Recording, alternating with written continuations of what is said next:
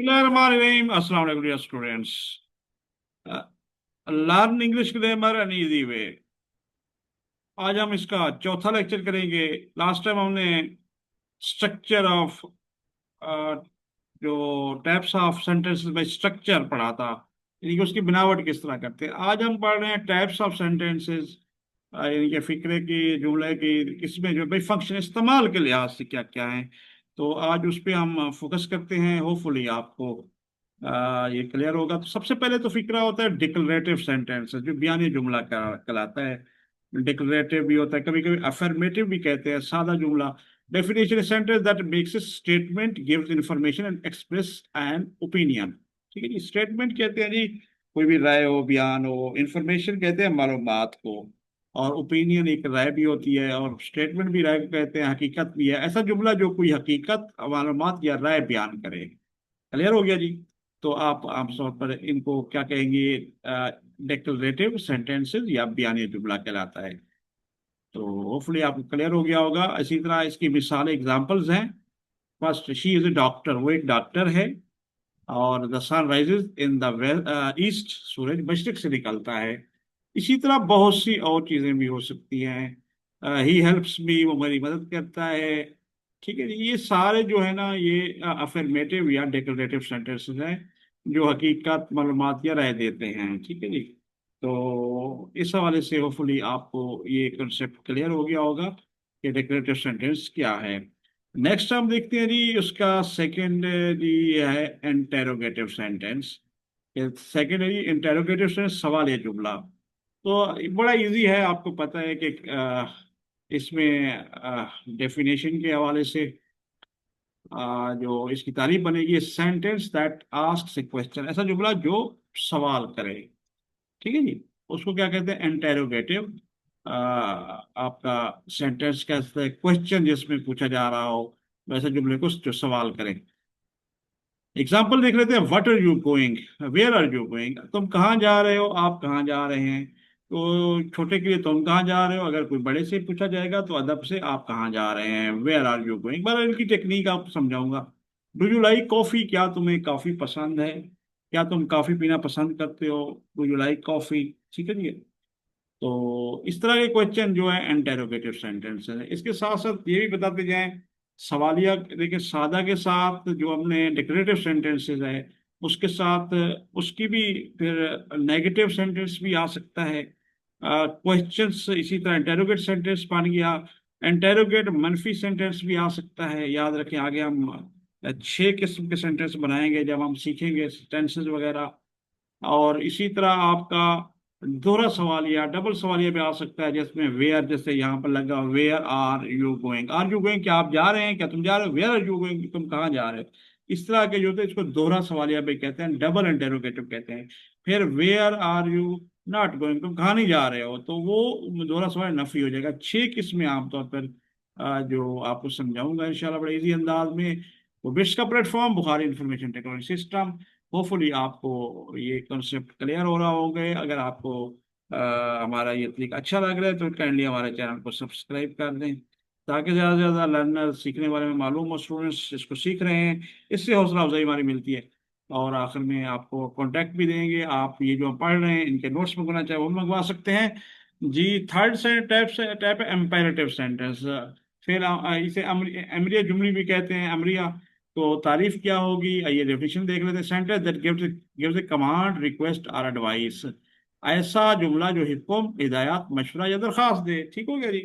ये किसी को हुक्म दे रहे हो, दरखास्त कर रहे हो या मशवरा दे रहे हो, तो ऐसे फिक्रे अमरिया जुमले एम्पेरेटिव सेंटेंसेस कहलाते हैं।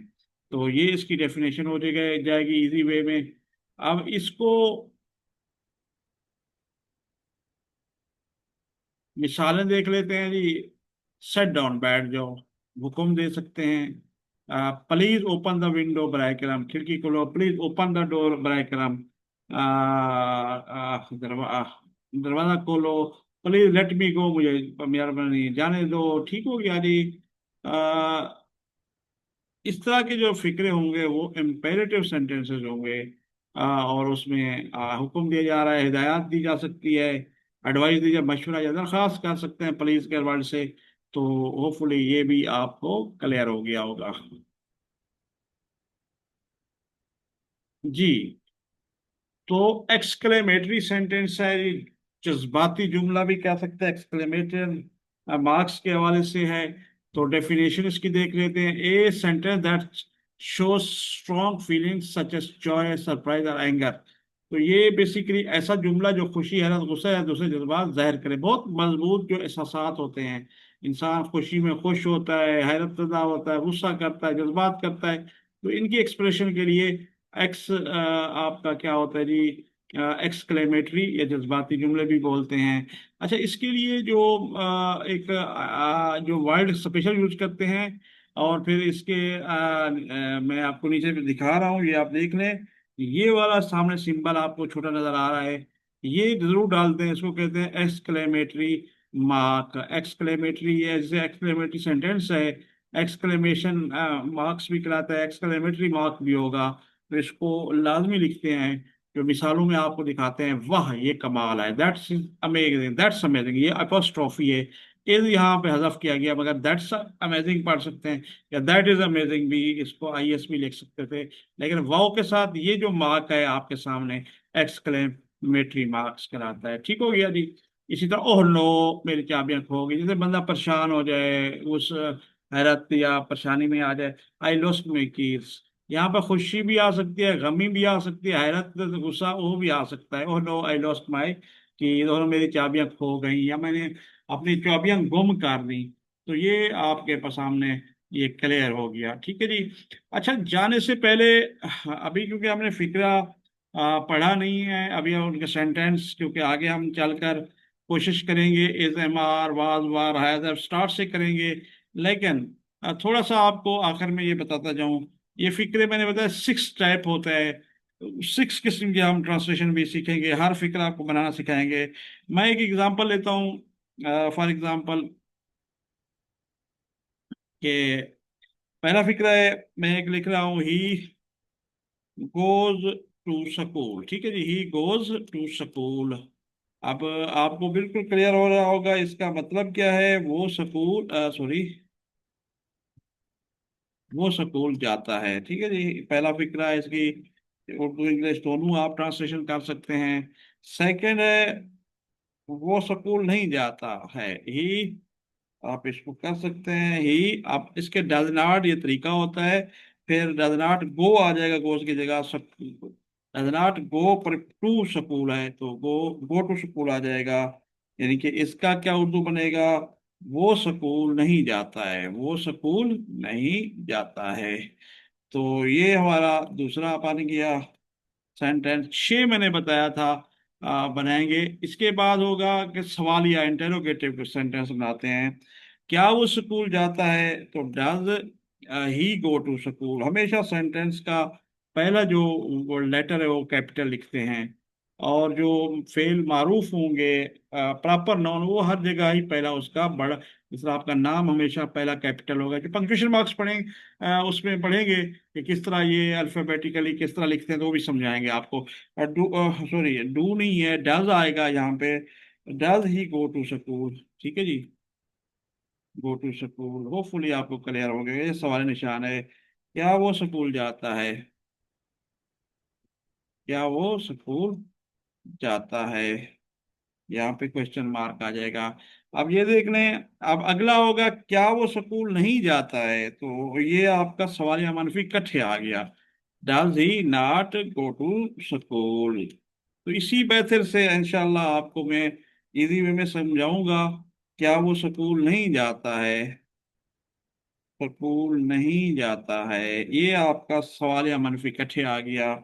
इसके बाद दो और किस्में हैं इसको, पहला हो गया डिक्लेरेटिव सेंटेंस है या अफर्मेटिव है, दूसरा मनफी कहेंगे, थर्ड जो है इंटेरोगेटिव कहेंगे, चौथा इसको कहेंगे जी इंटेरोगेटिव माने नेगेटिव, इकट्ठे है।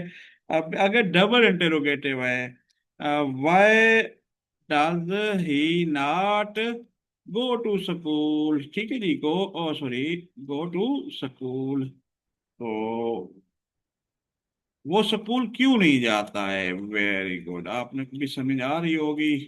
यानी कि वीक इंग्लिश वो देखते रहे, वो स्कूल क्यों नहीं जाता है, ये आ गया जी दोहरा सवालिया, ठीक है जी।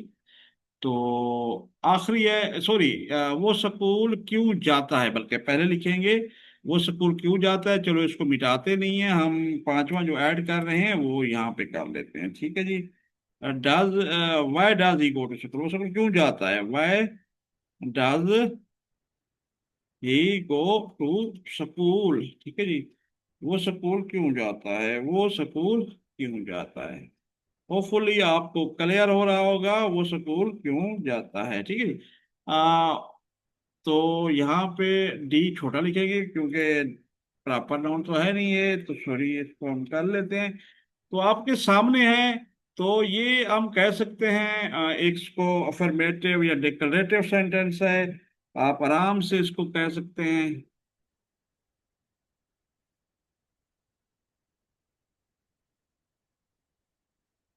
डिक्लेरेटिव सेंटेंस भी कह सकते हैं या अफर्मेटिव कह सकते हैं। एफर्मेटिव, ठीक है जी। किसमें इसकी मैं बता रहा हूं आपको, इसी तरह इसको कह सकते हैं आप नेगेटिव सेंटेंस, नेगेटिव सेंटेंस कह सकते हैं एक और। इस मेथड को हमने आगे फॉलो करना है, ठीक है जी।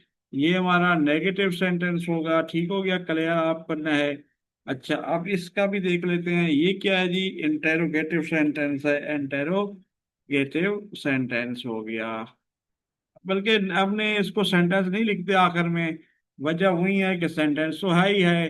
तो नेगेटिव आ गया, ये हम इसको डबल कर लेते हैं, ठीक हो गया जी। और इसको इंटेरोगेटिव सेंटेंस है। और ये जो है ना, ये आपका इंटेरोगेटिव और इंटेरोगेटिव और नेगेटिव दोनों बन रहे हैं, ठीक है जी, नेगेटिव दोनों बन रहा है, ठीक है जी। ये वाला फिक्र है क्योंकि सवालिया भी है और मनफी भी है, ठीक हो गया, ये क्लियर हो गया, उम्मीद है आपको क्लैरिफाई हो गया होगा ये क्या हो रहा है, ठीक है जी। और इसको थोड़ा इस्तेमाल कर लेते हैं तो एक ही लाइन में आ जाए, ठीक हो गया जी। अब ये जो है ना डबल इंटेरोगेटिव कहेंगे जी, डबल इंटेरोगेटिव, डबल इंटेरोगेटिव। इसको भी इस्तेमाल कर लेते हैं क्योंकि एक ही लाइन पे आ जाए। वैसे तो सामने नजर आए तो बेटर है। तो हमने डबल इंटेरोगेटिव है और ये क्या बनेगा जी, डबल इंटेरोगेटिव और नेगेटिव भी बनेगा। तो ये एक तरीका है दोहरा सवाल या मनफी। तो होपफुली आपको ये क्लियर हो गया होगा, डबल इंटेरोगेटिव है। तो ये हैं जो टाइप्स हैं, तकरीबन 6 declarative format, negative, interrogative, interrogative, double. ये जब प्रैक्टिकली जब करेंगे ना तो इस हिसाब से, इस चीज से जब भी हम सीखेंगे तो इस तरह हमने फिक्रे बनाने सीखने हैं। तो आज का लेक्चर यहाँ तक, दोबारा हम इसको हमेशा की तरह देख लेते हैं। आज का हमारा लेक्चर चौथा, जो types of sentence function declarative sentence था, जो कि बताता है कि जो जुमला हकीकत मनवा राय के बारे में बताता है। तो एग्जांपल देखिए, इंटर सवालिया होता है, फिर एम्पेरेटिव हुक्मिया है जो दरखास्त के लिए, कमांड के लिए रिप्लेस करते हैं। फिर हमने जज्बाती जुमला, और आखिर में हमने एग्जाम्पलें भी देखी, और साथ साथ हमने 6 टाइप ऑफ जो सेंटेंस बनाए जाएंगे आगे, उनका भी बताया कि आमतौर पर फिक्रे किस तरह इस्तेमाल के लिए हम यूटिलाइज कर रहे होते हैं। तो यहाँ पर हमारा लेक्चर कंप्लीट होता है। फिर इंशाल्लाह नेक्स्ट लेक्चर के साथ हाजिर होंगे। फी अमानिल्लाह, अस्सलाम वालेकुम।